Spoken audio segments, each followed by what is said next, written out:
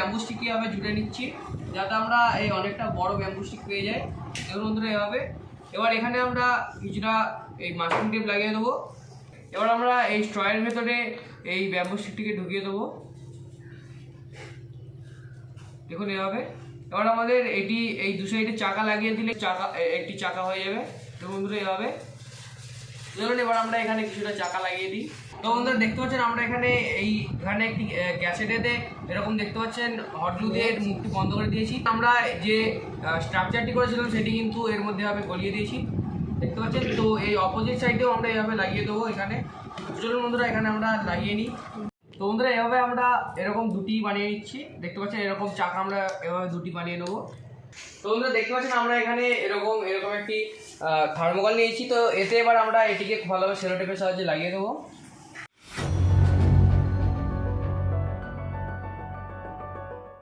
দেখতে পাচ্ছেন বন্ধুরা এভাবে। তো সামনের দিকেও আমরা এভাবে আরেকটি চাকা লাগিয়ে দেবো, দেখুন এখানে। তো চলুন আমরা এবার এটিকেও সেলো টেপের সাহায্যে লাগিয়ে নিই। তো বন্ধুরা এখানে আমি এরকম একটি বড় এরকম দেখতে পাচ্ছেন বেলুন নিয়ে নিয়েছি। তো এবার এই অংশে একটি স্ট্র লাগিয়ে দেবো আমরা এখানে।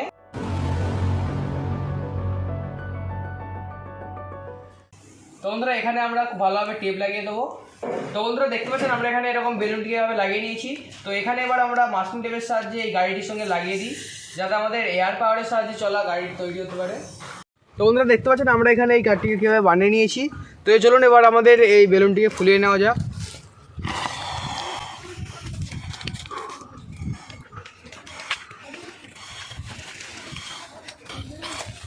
চলো বন্ধুরা এবার এটিকে ট্রাই করে দেখে নেওয়া যাক।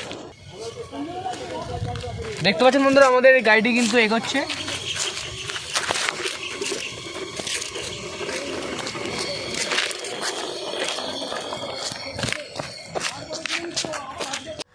You know those words, they hurt me. You'd found out what made me angry, then use it to your ability now.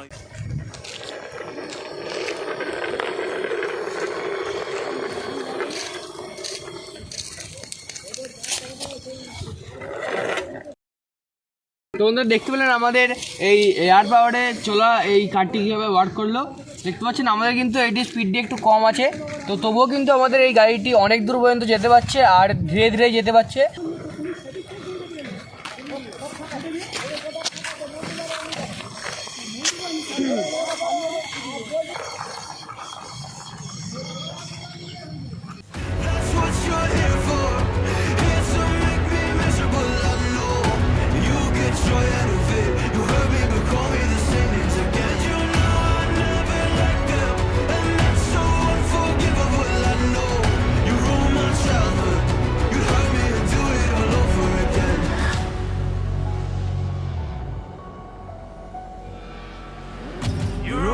Childhood, you'd hurt me and do it all over again.